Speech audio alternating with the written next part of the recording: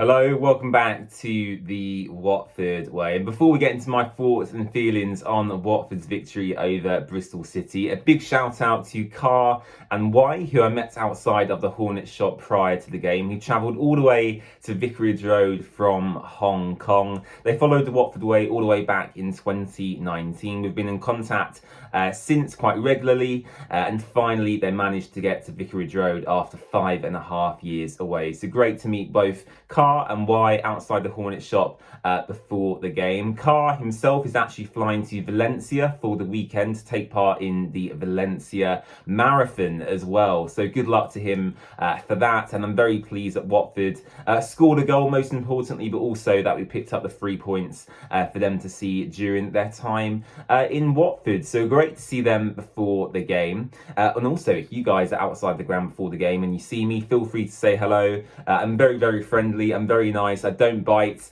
I'm not a monster. Do not worry. So yeah, feel free to say hi if you see me inside or outside the ground at future matches. But yes, looking at Watford's performance generally, of course, firstly, let's talk about one of our own, Ryan Andrews. This guy seems to be at his best in these attacking situations down the right-hand side, kind of one-on-one with his opposite fullback, getting a shot away on goal. This time it was a pin-perfect shot right into that bottom corner, come off the post and spun into the back of the net in front of a very jubilant rookery end. And Ryan Andrews, defensively, not so great, but offensively, really, really dangerous.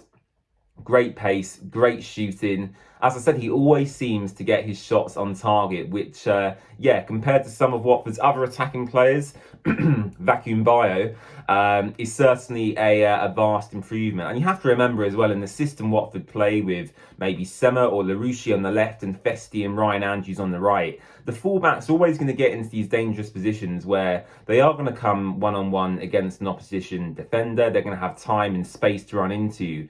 And if they can capitalise on that, as Andrews did yesterday, they can get plenty of shots away on goal. And Andrews, I think that's his 3rd goal of the season. He's surpassed the goal tally that his dad achieved, Wayne Andrews, when he was at Watford, many, many moons ago. So yeah, delighted for Ryan.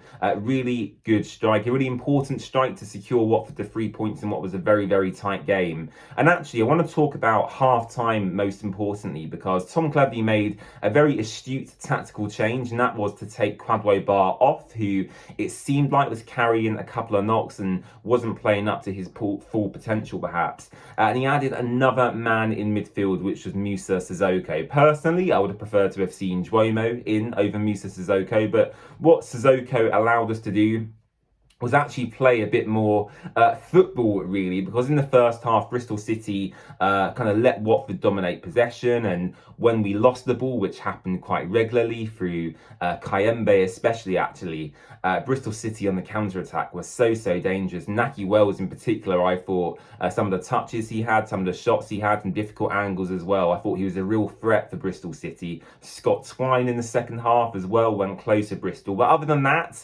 Daniel Batman kept them at bay, and a lot of people called Daniel Batman as yesterday's man of the match. I wouldn't go that far, but I would say it was certainly one of Batman's better performances in a Watford shirt. Of course, earning himself another clean sheet at Vicarage Road as well, which is always good to see. I think in terms of my man of the match, it's between 2 players really. Obviously, Ryan Andrews has to be up there for his goal contribution, of course, because that ultimately won Watford the game. I think Matty Pollock and Porteous had very, very astute performances at centre-back as well, and obviously had to cope with Francisco Sierralta going off later in that second half in place of James Morris. But my man of the match yesterday is going to be Imran Louza, who was seen kind of like a redemption arc at Vicarage Road, really. Now, Louza generally is quite an interesting discussion point. As I just said there, he seems to be on somewhat of a redemption arc in his Watford career. And you have to bear in mind, he's still relatively young. I think Imran Louza is only 25 years of age. So he's entering really the peak of his footballing career now. And I think loser is interesting for a combination of reasons. I think that it took him a substantial amount of time to feel confident in his own body after quite a serious injury he sustained a couple of seasons ago now. And I think, secondly, in regards to loser's attitude, that's been questioned by myself and lots of other Watford fans over the years in regards to his application on the pitch and whether he really wants to be a Watford player moving forward. We all know Imran Loser has the talent to be up there with Georgie in terms of the one of the better players at the club. But I think in recent games, he really is showing his prowess and technical ability in that midfield area. I felt, especially in the second half yesterday, Loser battled, he took control. Some of his dinks, his passes, his calmness on the ball especially was really impressive to watch. And for that reason, that is why I'm giving Imran Loser my Man of the Match award yesterday. Usually it would be Ryan Andrews because of his goal. But Loser, for me, on his redemption arc, certainly deserves a shout out. So Loser has earned my Man of the Match award. So, what's next for Watford? Well, we have a match against QPR at the weekend on the Saturday lunchtime, live on Sky Sports Football.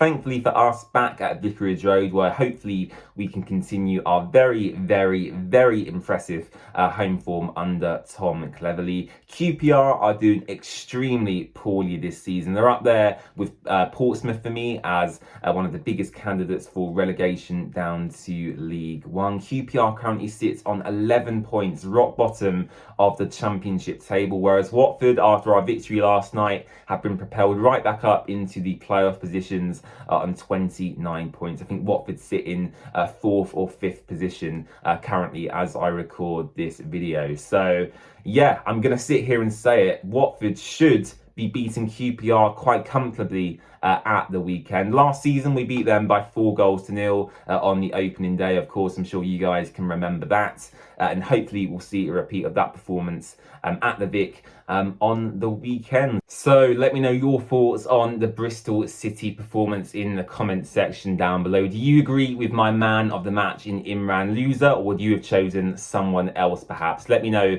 in the comment section. Don't forget to subscribe to The Watford Way. Leave a like in the video and we'll be back with your QPR preview tomorrow evening. Goodbye.